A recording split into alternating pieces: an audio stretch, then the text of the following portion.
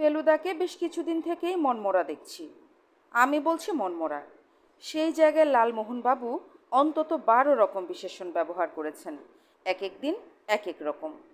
তার মধ্যে হতোদ্যম, বিষণ্ণ, বিমর্ষ, নিস্তেজ, নিষ্প্রভ ইত্যাদি তো আছেই। এমনকি মেদামারা পর্যন্ত আছে। এর কোনোটাই অবশ্যই উনি ফেলুদাকে বলেননি, বলেছেন আমাকে। আজ আর থাকতে না পেরে সোজাসুজি ফেলুদাকেই প্রশ্ন করে বসলেন, মশাই, আপনাকে কদিন থেকে এত ম্রিয়মাণ দেখছি কেন?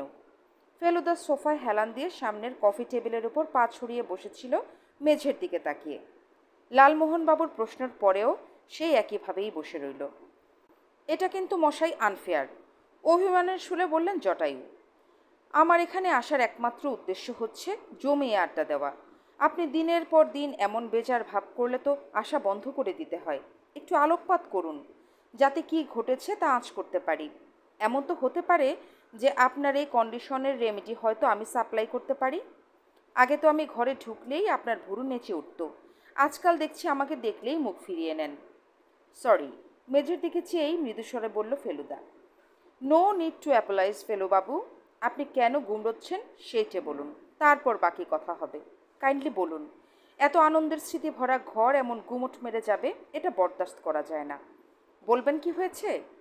চিঠি, বলল ফেলুদা। চিঠি? চিঠি? কার চিঠি? এমন কি থাকতে পারে চিঠিতে যা আপনার মনে অন্ধকার আনবে? কার চিঠি মশাই? পাঠক। কিসের পাঠক? শ্রীমান তফসিল লিপিবদ্ধ করা প্রদোষচন্দ্র মিত্রের কীর্তিকলাপ। পাঠক কি তাতে অবজেকশন দিয়েছে? পাঠক সিঙ্গুলার নয় লালমোহনবাবু, পাঠক প্লুরাল।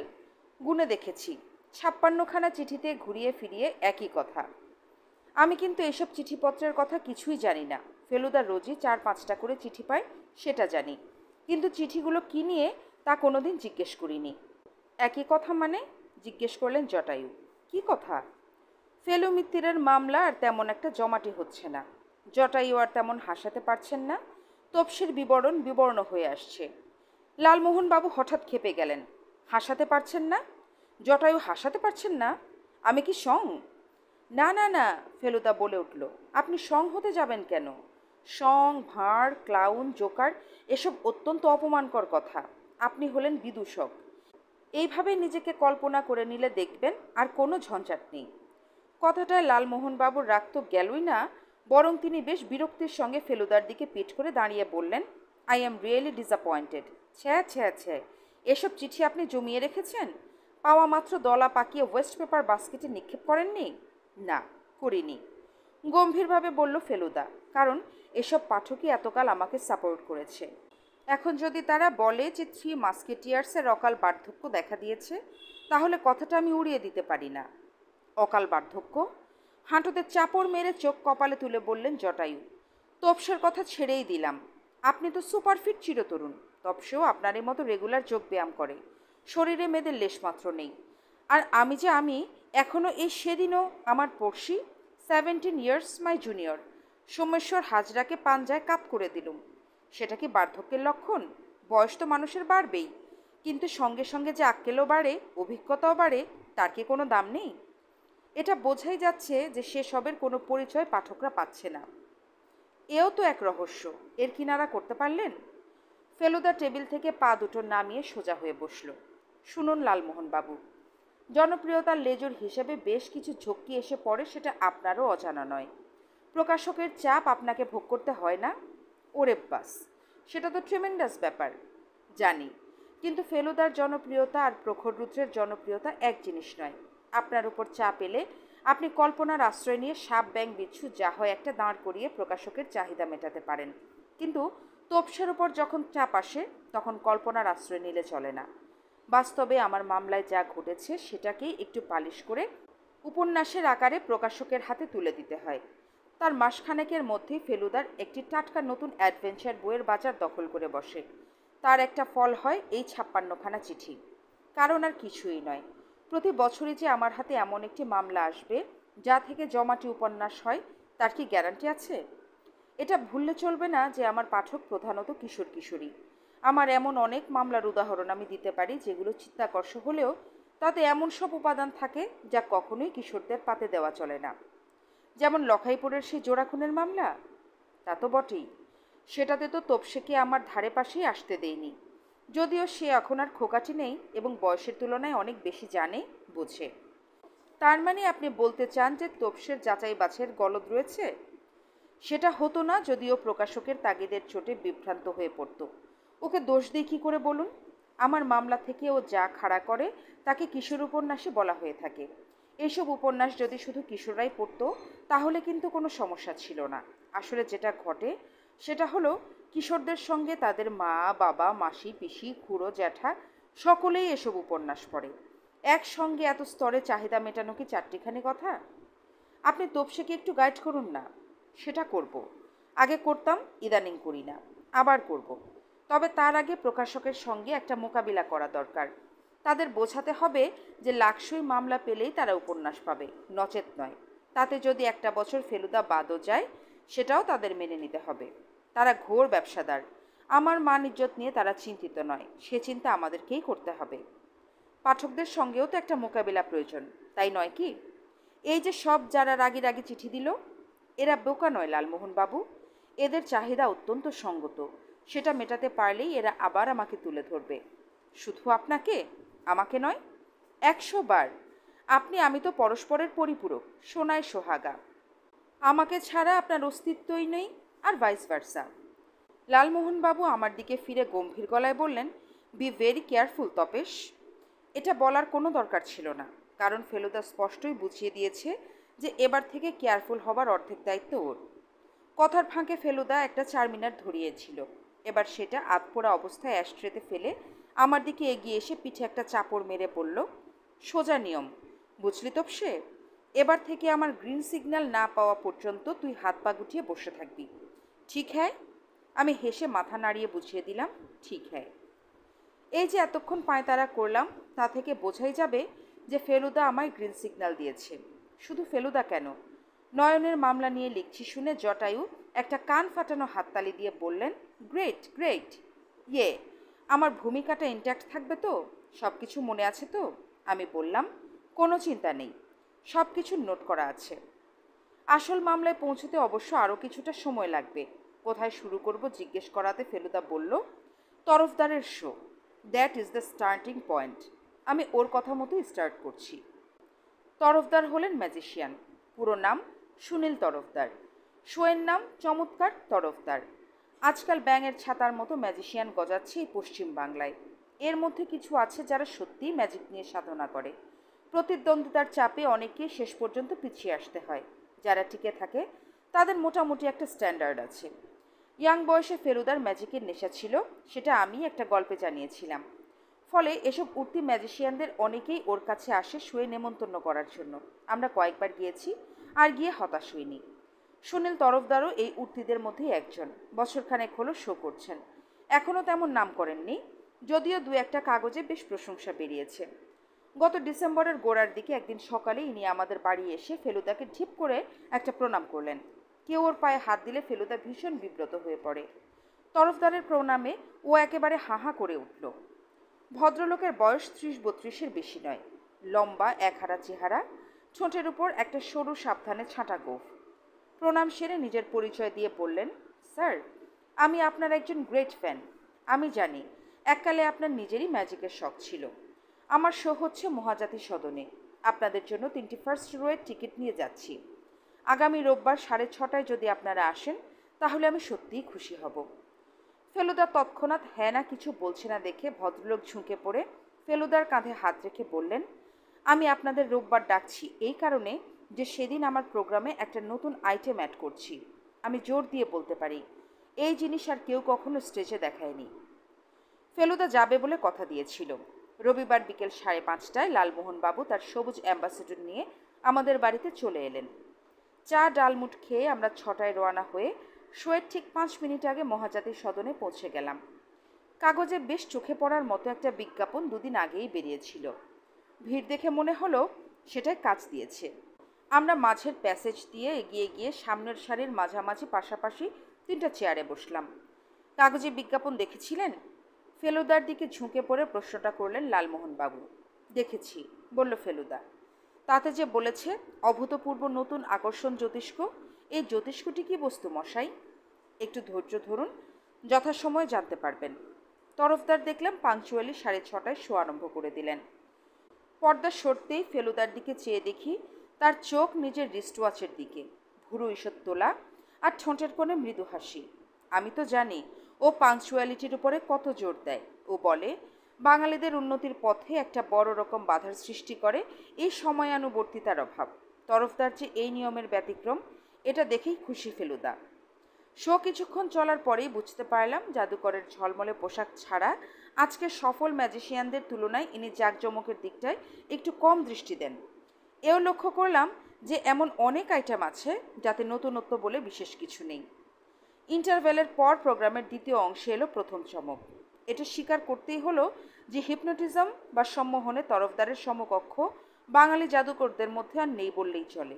3জন দর্শককে পরপর স্টেজে এনে চোখের দৃষ্টি আর আঙুল ছড়ানো 2 হাতের আন্দোলনের জোরে সম্মোহিত করে তাদের দিয়ে যা খুশি তাই করিয়ে ভদ্রলোক প্রচুর হাততালি পেলেন। কিন্তু তারপরেই তরফদার একটা বেচাল চাললেন। ফেলুদার দিকে চেয়ে দর্শকদের উদ্দেশ্য করে বললেন, আমি এবার প্রথম সারিতে বসা স্বনামধন্য গোয়েন্দা প্রবর শ্রী প্রদোষচন্দ্র মিত্রকে অনুরোধ করছি মঞ্চে আসতে। ফেলুদা উঠে দাঁড়িয়ে জটায়ুর দিকে দেখিয়ে বলল, আমাকে না ডেকে এই ভদ্রলোককে ডাকুন। আমাকে ডাকলে বিপত্তির সম্ভাবনা আছে। তরফদারের বয়স বেশি না বলেই হয়তো তিনি একটু একরোখা। একটা ভয়ঙ্কর রকম কনফিডেন্ট হাসি হেসে বললেন, না স্যার, আমি চাই আপনিই আসুন। বিপত্তি কথাটা ভুল নয়। তরফদারের বারবার নানা রকম চেষ্টা সত্ত্বেও ফেলুদা যেমন সজাগ তেমনই সজাগ রয়ে গেল। এদিকে আমার অপ্রস্তুত লাগছে। হল ভর্তি লোক, তার মধ্যে ম্যাজিশিয়ানের সব চেষ্টা ব্যর্থ হচ্ছে। শেষে তরফদার যেটা করলেন সেটাই বোধহয় এই অবস্থায় মান বাঁচানোর একমাত্র উপায়। তিনি সবিনয়ে হার স্বীকার করে দর্শকদের উদ্দেশ্যে বললেন, ফেলুমিত্তির বস্তুটা যে কী সেটা আপনাদের দেখানোর জন্যই আমি একে মঞ্চে ডেকেছিলাম। এর কাছে হার স্বীকার করতে আমার বিন্দুমাত্র লজ্জা নেই। আমি চাই আপনারা এই আশ্চর্য মানুষটিকে যথোপযুক্ত সম্মান দেখান। হল হাততালিতে ফেটে পড়ল। ফেলুদা স্টেজ থেকে নেমে নিজের জায়গায় এসে বসতে বসতে লালমোহন বাবু তার দিকে ঝুঁকে পড়ে বললেন, আপনার মশাই ফিজিওলজিটাই আলাদা। কিন্তু একটা চূড়ান্ত চমক, যেটা আমার হৃদস্পন্দন প্রায় বন্ধ করে দিয়েছিল, এখনও বাকি ছিল। সেটাই তরফদারের নতুন এবং শেষ আইটেম। যাকে নিয়ে এই আইটেম, সে হলো 8-9 বছরের একটা ফুটফুটে ছেলে, যাকে সঙ্গে নিয়ে তরফদার মঞ্চে হাজির হলেন। একটা বেশ বাহারের চেয়ার স্টেজের মাঝখানে রাখা ছিল। ছেলেটাকে তাতে বসিয়ে তরফদার দর্শকদের দিকে ঘুরে বললেন, এই বালকের নাম জ্যোতিষ্ক। এর আশ্চর্য ক্ষমতার পরিচয় আপনারা এখনই দেখবেন। আমি স্বীকার করছি, এতে আমার কোনো বাহাদুরি নেই। একে মঞ্চে উপস্থিত করতে পেরে আমি গর্বিত। এছাড়া আমার দিকে আর কোনো ক্রেডিট নেই। এবার তরফদার ছেলেটির দিকে ফিরে বললেন, জ্যোতিষ্ক, দর্শকদের দিকে দেখো তো। ছেলেটির দৃষ্টি সামনের দিকে ঘুরল। তরফদার বললেন, সামনের সারিতে প্যাসেজের ডান দিকে লাল সোয়েটার আর কালো প্যান্ট পরা যে ভদ্রলোকটি বসে আছেন, তার কাছে কি কোনো টাকা আছে? যার কথা বলা হচ্ছে তিনি উঠে দাঁড়ালেন। আছে, মিহিসুরেলা গলায় বলল জ্যোতিষ্ক। কত টাকা বলতে পারো? পারি। 20 টাকা 30 পয়সা। ভদ্রলোক ইতিমধ্যে পকেট থেকে পার্স বার করে তার থেকে দুটো 10 টাকার নোট বার করেছেন। প্যাসেজের ওদিকে বসলেও দিব্যি বুঝতে পারছি যে ভদ্রলোকের চোখ ছানা বড়া, মুখ হাঁ। ওনার হাতে যে দুটো 10 টাকার নোট, তার নম্বর বলতে পারো? 11E111-302 আর 14C 286025। ভদ্রলোকের ভুরু আরও ইঞ্চিখানেক উপরে উঠে গেল। My god, he is absolutely right. চারদিক থেকে তুমুল হাততালি আর উচ্ছ্বাসের কোরাস। এবার তরফদার দর্শকদের দিকে ফিরে বললেন, এখন অবশ্যই আমি জ্যোতিষ্ককে প্রশ্ন করছি, কিন্তু ইচ্ছে করলে আপনাদের যে কেউ করতে পারেন। শুধু এটা মনে রাখতে হবে যে প্রশ্ন এমন হতে হবে যার উত্তর সংখ্যায় হয়। এইভাবে উত্তর দিতে জ্যোতিষ্কর যথেষ্ট মানসিক পরিশ্রম হয়, যদিও সেটা বাইরে থেকে বোঝা নাও যেতে পারে। তাই জ্যোতিষ্ক আর মাত্র 2টো প্রশ্নের জবাব দিবে, তারপর তার ছুটি। দুটোর একটা একজন তরুণ দর্শক প্রশ্ন করলেন, আমি এখানে এসেছি মোটর গাড়িতে, সে গাড়ির নম্বর তুমি বলতে পারো? জ্যোতিষ্ক নম্বর বলে দিয়ে বলল, তোমার কিন্তু এছাড়াও আরেকটা গাড়ি আছে, সেটার নম্বর WMF 6232। তারপর তরফদার একটি ছেলেকে জিজ্ঞেস করলেন, তুমি কি এবছর কোনো পরীক্ষা দিয়েছো? মাধ্যমিক, বলল ছেলেটা। তরফদার জ্যোতিষ্কর দিকে ফিরে বললেন, এই ছেলেটি মাধ্যমিক পরীক্ষায় বাংলায় কত নম্বর পেয়েছে বলতে পারো? জ্যোতিষ্ক বলল, 81। ওর চেয়ে বেশি কেউ পায়নি। উত্তর শুনে ছেলেটি নিজেই হাততালি দিয়ে উঠল। শোয়ের পর ফেলুদা বলল, একবার ব্যাক স্টেজে যাওয়া দরকার। তরফদারকে একটা ধন্যবাদ তো দিতেই হয়। আমরা গেলাম। তরফদার আয়নার সামনে বসে মেকআপ তুলছেন। আমাদের দেখেই একগাল হেসে উঠে দাঁড়ালেন। কেমন লাগলো ফ্র্যাঙ্কলি বলুন স্যার। দুটো আইটেমের তারিফ করতেই হয়, বলল ফেলুদা। এক, আপনার হিপনোটিজম, আর দুই, জ্যোতিষ্ক। কোত্থেকে পেলেন এই আশ্চর্য ছেলেকে? কালীঘাটের ছেলে। ওর আসল নাম নয়ন। জ্যোতিষ্ক নামটা আমিই দিয়েছি। বিজ্ঞাপনেও জ্যোতিষ্কই ব্যবহার করেছি। কথাটা আপনাদের বললুম, আপনারা কাইন্ডলি আর কাউকে বলবেন না। না না, বলল ফেলুদা, কিন্তু শুধু কালীঘাট বললে তো কিছুই বলা হলো না। বাপ অসীম সরকার থাকেন নিকুঞ্জ বিহারী লেনে। ছেলের আশ্চর্য ক্ষমতা দেখে আমার কাছে নিয়ে আসেন, যদি আমি ওকে কাজে লাগাতে পারি। আসলে ভদ্রলোক অভাবী, তাই ভাবলেন ছেলেকে দিয়ে যদি কিছু এক্সট্রা ইনকাম হয়। সেটা যে হবে সেই বিষয়ে আমার কোনো সন্দেহ নেই। ছেলেটি কি বাপের কাছেই থাকে? আজ্ঞে না, আমি ওকে নিজের বাড়িতে এনে রেখেছি। ওর পড়াশোনার জন্য টিউটর ঠিক করেছি। কাল এক ডাক্তারকে ডেকেছিলাম, উনি নয়নের ডায়েট বাতলে দিয়েছেন। এসব তো রীতিমতো খরচের ব্যাপার। জানি স্যার, তবে এও জানি যে নয়ন ইজ এ গোল্ড মাইন। ওর রক্ষণাবেক্ষণের জন্য যদি ধার দেনাও করতে হয়, সে টাকা কয়েকদিনের মধ্যেই উঠে আসবে। তবে আইডিয়াল হতো যদি আপনি একটি পৃষ্ঠপোষক জোগাড় করতে পারতেন। সেটা আমিও বুঝি স্যার, দেখি আর দুটো দিন। আপনার অনেকটা সময় নিয়েছি, এখন আর মাত্র দুটো কথা বলে আপনাকে রেহাই দিব। এক, এই স্বর্ণ খনিটি যাতে বেহাত না হয় সেদিকে আপনার কড়া নজর রাখতে হবে। সেকেন্ড রোতে মনে হলো কয়েকজন সাংবাদিককে দেখলাম, তাই না? ঠিক দেখেছেন স্যার, 11 জন সাংবাদিক আজকে আমার শো দেখেছেন। তারা সকলেই আগামী শুক্রবার সিনেমার পাতায় আমার শোয়ের বিষয়ে লিখবেন। ইতিমধ্যে কোনো চিন্তার কারণ আছে বলে মনে হয় না। যাই হোক, এটা বলে গেলাম যে নয়ন সম্বন্ধে কোনো এনকোয়ারি বা টেলিফোন যদি আসে যা আপনার মনে খটকা জাগায়, তাহলে আমাকে জানাতে দ্বিধা করবেন না। Many thanks sir. এবার আমার একটা রিকোয়েস্ট আছে। কি? এবার থেকে আমায় আপনি না বলে তুমি বলবেন কাইন্ডলি। শুক্রবারের কাগজে নয়ন সম্বন্ধে বেরোনোর কথা। আজ মঙ্গলবার। বেশ অবাক হলাম দেখে যে আজই তরফদারের কাছ থেকে টেলিফোন এলো। শুধু ফেলুদার দিকটা শুনে ব্যাপারটা আন্দাজ করতে পারলাম না। ফোন রাখার পর ফেলুদা খুলে বলল, খবরটা এর মধ্যে ছড়িয়ে পড়েছে, বুঝেছিস তোপসে? 800 লোক সেদিন ম্যাজিক দেখেছে। তার মধ্যে কতজন কত লোককে নয়ন সম্বন্ধে বলেছে কে জানে। ব্যাপারটা যা দাঁড়িয়েছে, তরফদার 4 জনের কাছ থেকে টেলিফোন পেয়েছে। হেঁজিপেঁজি নয়, বেশ মালদার লোক। তারা সকলেই নয়ন সম্বন্ধে কথা বলতে অ্যাপয়েন্টমেন্ট চায়। তরফদার কাল সকাল 9টা থেকে অ্যাপয়েন্টমেন্ট রেখেছে। প্রত্যেককে 15 মিনিট সময় দিবে। এও বলে দিয়েছে যে তার সঙ্গে আরও 3 জন লোক থাকবে, অর্থাৎ মিস্টার ফেলু, মিস্টার তপেশ আর মিস্টার লালু। এই খবরটা তুই এক্ষুনি টেলিফোন করে জটায়ুকে জানিয়ে দে। কিন্তু এই 4 জন কারা সেটা তরফদার বললেন না। একজন আমেরিকান, একজন পশ্চিমা ব্যবসাদার, একজন অ্যাংলো ইন্ডিয়ান, একজন বাঙালি। আমেরিকানটি নাকি ইমপ্রেসেরিও, অর্থাৎ নানা রকম শিল্পীদের স্টেজে উপস্থিত করেন এবং তা থেকে 2 পয়সা কামান। অন্য 3 জন কী করে তা গেলে জানা যাবে। আসল কথা যা বুঝলাম, তরফদার বুঝেছে যে সিচুয়েশনটা সে একা হ্যান্ডেল করতে পারবে না, তাই আমাদের টাকা। লালমোহন বাবুকে ফোন করাতে ভদ্রলোক আর থাকতে না পেরে চলেই এলেন। শ্রীনাথ বলে একটা হাঁক দিয়ে তার প্রিয় কাউচটাতে এসে বললেন, একটা চেনা চেনা গন্ধ পাচ্ছি যে মশাই, কি ব্যাপার? এখন পর্যন্ত গন্ধ পাবার কোনো কারণ নেই লালমোহন বাবু, এটা নিছক আপনার কল্পনা। আমি মশাই কাল থেকে ওই খোকার কথাই ভাবছি। কি অদ্ভুত ক্ষমতা! কিছুই বলা যায় না, বলল ফেলুদা। একদিন হয়তো দেখবেন হঠাৎ ম্যাজিকের ক্ষমতাটা লোপ পেয়ে যাবে। তখন আর 5টা ছেলের সঙ্গে নয়নের কোনো তফাৎ থাকবে না। কাল তাহলে আমরা তরফদারের ওখানে মিট করছি? ইয়েস। এবং একটা কথা আপনাকে বলে রাখি, আমি কিন্তু কাল গোয়েন্দা হিসেবে যাচ্ছি না।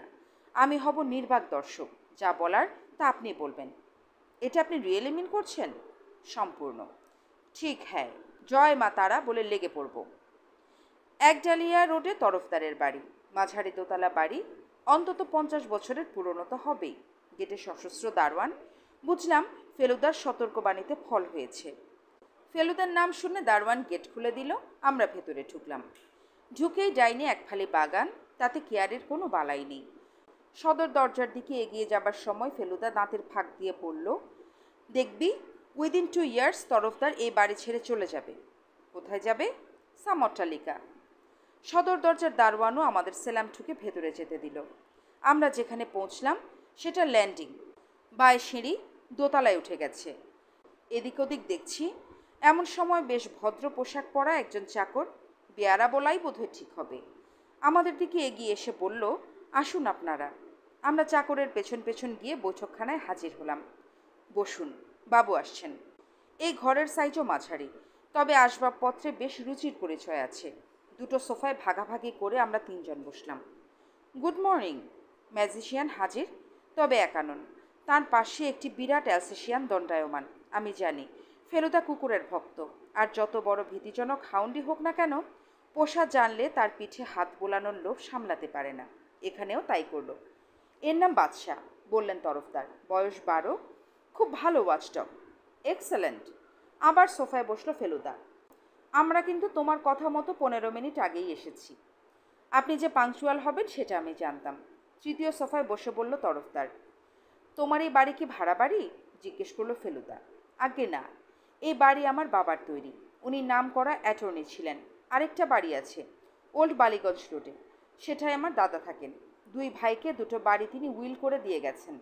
বাবা মারা যান 84-এ। আমি এই বাড়িতেই মানুষ হয়েছি। আপনি সংসার করেননি? জিজ্ঞেস করলেন জটায়ু।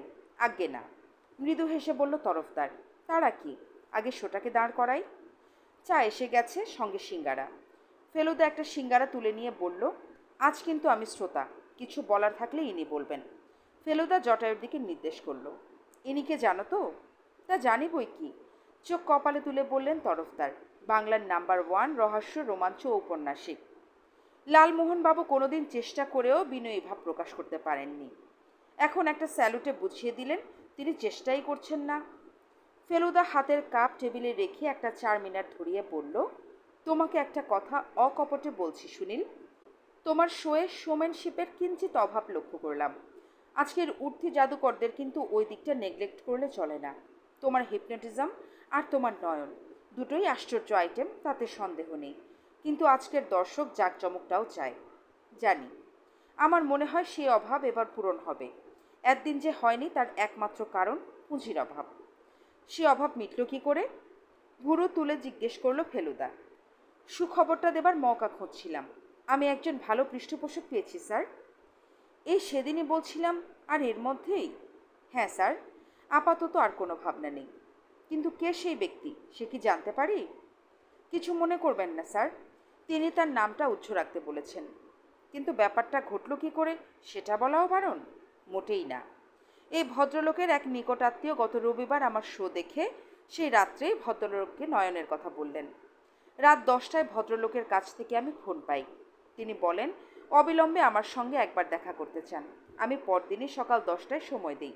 উনি কাঁটায় কাঁটায় 10টায় এসে হাজির হন। তারপর বৈঠকখানায় এসে বসে আমাকে প্রথমেই জিজ্ঞেস করেন, জ্যোতিষ্ককে কিভাবে দেখা যায়। নয়ন আমার কাছেই থাকে জেনে ভদ্রলোক তৎক্ষণাৎ নয়নকে ডেকে পাঠাতে বলেন। নয়ন এলে পরে ভদ্রলোক তাকে 2-1টা এমন প্রশ্ন করেন যার উত্তর সংখ্যায় হয়। নয়ন অবশ্যই ঠিক ঠিক জবাব দেয়। ভদ্রলোক হতভম্ব হয়ে কিছুক্ষণ নয়নের দিকে চেয়ে থেকে নিজেকে সামলে নিয়ে আমার দিকে ঝুঁকে পড়ে প্রস্তাবটা দেন। কি প্রস্তাব? প্রস্তাবটা আমাকে হাতে চাঁদ পাইয়ে দিল। উনি বললেন আমার শোয়ের সব খরচ উনি বহন করবেন। একটা কোম্পানি স্থাপন করবেন, তার নাম হবে মিরাকলস আনলিমিটেড। এই কোম্পানির মালিককে তা কেউ জানবে না। এই কোম্পানির হয়েই আমি শো করব। তা থেকে খ্যাতি যা হবে তা আমার, খরচ হয়ে লাভ যা হবে তা ওর। আমাকে উনি মাসোহারা দিবেন যাতে আমার আর নয়নের স্বচ্ছন্দে চলে যায়। আমি অবশ্যই এই প্রস্তাবে রাজি হই, কারণ আমার মন থেকে সমস্ত চিন্তা দূর হয়ে যাচ্ছে এতে। কিন্তু এমন সুযোগ উনি হঠাৎ কেন দিবেন সে কথা জিজ্ঞেস করেননি। স্বভাবতই করেছি এবং উনি তাতে এক অদ্ভুত কাহিনী শোনালেন। ওনার শখ ছিল পেশাদারি জাদুকর হবেন। স্কুল থেকে শুরু করে 22 বছর বয়স পর্যন্ত উনি সমানে ম্যাজিক অভ্যাস করেছেন। ম্যাজিকের বই আর সরঞ্জাম সংগ্রহ করেছেন। বাদ সাধলেন ওর বাবা। তিনি ছেলের এই নেশা সম্বন্ধে কিছুই জানতেন না। একদিন ঘটনাচক্রে জানতে পেরে রেগে আগুন হয়ে ছেলের ম্যাজিকের সব সরঞ্জাম ছুঁড়ে ফেলে দিয়ে জোর করে তাকে ব্যবসায় নামান। অসম্ভব কড়া মেজাজের লোক ছিলেন বাবা, তাই ছেলে তার শাসন মেনে নেন। শুধু তাই নয়, অল্প দিনের মধ্যেই তিনি ভালো রোজগার করতে শুরু করেন। তা সত্ত্বেও তিনি ম্যাজিকের মোহ কাটিয়ে উঠতে পারেন না। ভদ্রলোক বললেন, আমি রোজগার করছি অনেক, কিন্তু আমার আত্মা তৃপ্ত হয় না। এই ছেলেকে দেখে বুঝতে পারছি এই আমার জীবনে সার্থকতা এনে দিবে। তোমার সঙ্গে লেখাপড়া হয়ে গেছে? আজ্ঞে হ্যাঁ। আমি এখন অত্যন্ত হালকা বোধ করছি। নয়নের মাস্টার, ডাক্তার, জামা কাপড় সব কিছুর খরচ উনি দিচ্ছেন। একটা প্রশ্ন অবশ্য উনি আমাকে করেন, সেটা হলো কলকাতার বাইরে ভারতবর্ষের অন্য বড় শহরে শো করার অ্যাম্বিশন আমার আছে কিনা। আমি জানাই যে সেদিনই সকালে আমি ম্যাড্রাস থেকে একটা টেলিফোন পেয়েছি মিস্টার রেড্ডি নামের এক থিয়েটারের মালিকের কাছ থেকে। রবিবার রাত্রে আমার শো দেখে ভদ্রলোকের একজন কলকাতাবাসী সাউথ ইন্ডিয়ান বন্ধু রেড্ডিকে নয়নের কথা টেলিফোনে জানান। তার পরদিন সকালেই রেড্ডি আমাকে ফোন করেন। খবরটা শুনে পৃষ্ঠপোষক জানতে চাইলেন আমি রেড্ডিকে কি বলেছি। আমি বললাম আমি ভাববার জন্য সময় চেয়েছি। তাতে পৃষ্ঠপোষক বললেন, তুমি এক্ষুনি রেড্ডির আমন্ত্রণ অ্যাকসেপ্ট করেছো বলে টেলিগ্রাম করো। দক্ষিণ ভারত সফরে যাবে তুমি, শুধু ম্যাড্রাস নয়, আরও অন্যান্য শহরেও শো করবে, সব খরচ আমার। তোমাকে খরচের হিসাব দিতে হবে না? জিজ্ঞেস করলো ফেলুদা। তা তো বটেই, বললেন তরফদার। সে কাজের ভার নেবে আমার ম্যানেজার ও বন্ধু শঙ্কর। ও খুব এফিশিয়েন্ট লোক। 15 মিনিট যে চলে গেছে সেটা টের পেলাম যখন চাকর এসে বলল যে একটি সাহেব, তার সঙ্গে একটি বাঙালি বাবু এসেছেন। এখানে নিয়ে এসো, বললেন তরফদার। জটায়ু দেখলাম একটা দীর্ঘশ্বাস ফেলে নড়ে চড়ে বসলেন, কারণ এখন থেকে ফেলুদা নির্বাক। সাহেবের মাথায় ধবধবে সাদা চুল হলেও বয়স যে বেশি না, সেটা চামড়ার টান ভাব দেখেই বোঝা যায়। তরফদার উঠে দাঁড়িয়েছিলেন, আগন্তুকদের বসতে বলে নিজেও বসলেন। ফেলুদার জায়গা করে দেবার জন্য আমাদের সোফাতেই লালমোহনবাবুর পাশে এসে বসল। আমার নাম স্যাম কেলারম্যান, বললেন সাহেব, আর ইনি আমার ইন্ডিয়ান রিপ্রেজেন্টেটিভ মিস্টার ব্যাসাক।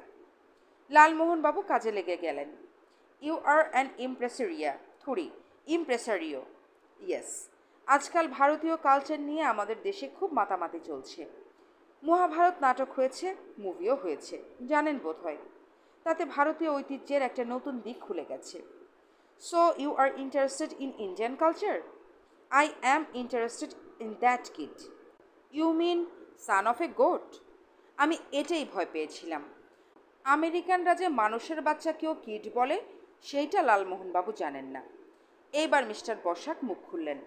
ইনি জ্যোতিষ্কের কথা বললেন মিস্টার তরফদারের শোতে যে ছেলেটি অ্যাপিয়ার করে। উনি ছেলেটি সম্বন্ধে কি জানতে চান সেটা বলবেন কি? বললেন তরফদার। মিস্টার বসাক প্রশ্নটা অনুবাদ করে দেওয়াতে কেলারম্যান বললেন, আমি চাই এই আশ্চর্য ছেলেটিকে আমাদের দেশের দর্শকের সামনে হাজির করতে। এর যা ক্ষমতা তা ভারতবর্ষ ছাড়া কোনো দেশে সম্ভবত হতো না। অবশ্য কিছু স্থির করার আগে আমি একবার ছেলেটিকে দেখতে চাই এবং তার ক্ষমতারও একটু নমুনা পেতে চাই। বসাক বললেন, মিস্টার কেলারম্যান পৃথিবীর 3জন সবচেয়ে বিখ্যাত ইমপ্রেসারিওর একজন। 21 বছর ধরে এই কাজ করছেন। ছেলেটিকে পাবার জন্য ইনি অনেক মূল্য দিতে প্রস্তুত। তাছাড়া টিকিট বিক্রি থেকেও যা আসবে তার একটা অংশ ছেলেটা পাবে, সেটা চুক্তিতে থাকবে। তরফদার বললেন, mister Kellerman, the wonder kid is part of my magic show. তার আমাকে ছেড়ে আর কোথাও যাবার প্রশ্নই উঠতে পারে না। সামনে আমার দক্ষিণ ভারত ট্যুর আছে, ম্যাড্রাস দিয়ে শুরু। সেখানে এই ছেলের খবর পৌঁছে গেছে এবং তারা উদ্গ্রীব হয়ে আছে এর অদ্ভুত ক্ষমতা দেখার জন্য। ভেরি সরি মিস্টার কেলারম্যান, আমি আপনার অনুরোধ রাখতে পারলাম না। কেলারম্যানের মুখ লাল হয়ে গেছে, তাও তিনি ধরা গলায় অনুরোধ করলেন, ছেলেটিকে একবার দেখা যায়, আর সেই সঙ্গে যদি তার ক্ষমতার। তাতে অসুবিধা নেই, বললেন তরফদার। তারপর চাকরকে দিয়ে নয়নকে ডেকে পাঠালেন। নয়ন এসে তরফদারের সোফার হাতলের কোনোই রেখে দাঁড়ালো। দিনের বেলা তাকে এত কাছ থেকে দেখে অদ্ভুত লাগছিল। এমন একটা ক্ষমতা যে ওর মধ্যে আছে সেটা দেখে বোঝার কোনো উপায় নেই, যদিও চাউনিতে বুদ্ধির ছাপ স্পষ্ট।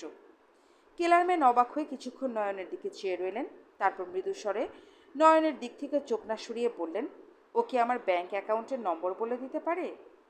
তরফদার বাংলায় নয়নকে প্রশ্নটা করতে সে বলল, কোন ব্যাংক? ওর তো 3টে ব্যাংকে টাকা আছে। কেলারম্যানের মুখ থেকে লাল ভাবটা চলে গিয়ে একটা ফ্যাকাশে ভাব দেখা দিল। সে ঢোক গিলে আগের মতোই ধরা গলায় মার্কিনী নাকি উচ্চারণে বলল, city bank of New York. Nayan গড়গড় করে বলে দিল, 12128-74। Jesus Christ! কেলারম্যানের চোখ দুটো যেন ঠিকরে বেরিয়ে আসছে। I am offering you $20,000 right now. তরফদারের দিকে ফিরে বললেন কেলারম্যান, তোমার ম্যাজিক শো থেকেও কোনো দিন এত রোজগার করতে পারবে? এ তো সবে শুরু মিস্টার কেলারম্যান, বললেন তরফদার। এখনও ভারতবর্ষের কত শহর পড়ে আছে, তারপর সারা পৃথিবীর বড় বড় শহর। ম্যাজিক দেখতে ছেলে বুড়ো সকলেই ভালোবাসে। আর এই ছেলেটি যে ম্যাজিক দেখায় তার নমুনা তো দেখলেন আপনি। এর কোনো তুলনা আছে কি? 20,000 কেন, তারও ঢের বেশি যে এই ছেলে আমার শো থেকে আনবে না, সেটা কি কেউ জোর দিয়ে বলতে পারে? ওর বাবা আছেন? জিজ্ঞেস করলেন কেলারম্যান। ধরে নিন আমিই ওর বাবা। এর মধ্যে লালমোহনবাবু হঠাৎ বলে উঠলেন, স্যার, ইন আওয়ার ফিলোসফি ত্যাগ দিস মোর ইম্পর্ট্যান্ট দ্যান ভোগ। কথাটা বসা কেলারম্যানকে অনুবাদ করে বুঝিয়ে দিয়ে দাঁড়িয়ে উঠে পড়লেন, মিস্টার তরফদার, আপনি কিন্তু একটা সুবর্ণ সুযোগের সদ্ব্যবহার করছেন না। এমন সুযোগ আপনি আর পাবেন না, ভেবে দেখুন। বুঝতে পারলাম, ভদ্রলোক যদি নয়নকে কেলারম্যানের হাতে তুলে দিতে পারেন তাহলে তার নিজেরও নির্ঘাত মোটা রকম প্রাপ্তি আছে। আমার ভাবা হয়ে গেছে, সহজভাবে বললেন তরফদার। অগত্যা কেলারম্যানও উঠে দাঁড়ালেন। বসাক এবার পকেট থেকে একটা ভিজিটিং কার্ড বার করে তরফদারকে দিয়ে বললেন, এতে আমার নাম, ঠিকানা, ফোন নম্বর সবই আছে। যদি মাইন্ড চেঞ্জ করেন তো আমার সঙ্গে যোগাযোগ করবেন। দুই ভদ্রলোককে দরজা অবধি পৌঁছে দিলেন তরফদার। বসাক ঘুঘু লোক। তরফদার ফেরার পরে বলল ফেলুদা, নইলে মার্কিন ইমপ্রেসারিওর এজেন্ট সে হতে পারে না। পয়সার দিক দিয়েও সলিড, হয়তো কেলারম্যানেরই দৌলতে দামি ফরাসি আফটারশেভ লোশন মেখে এসেছে, যদিও থুতনির নিচে এক চিলতে শেভিং সোপ এখনও লেগে আছে। বোঝাই যাচ্ছে ঘুম ভাঙে দেরিতে, তাই 9টার অ্যাপয়েন্টমেন্ট রাখতে তাড়াহুড়ো করতে হয়েছে।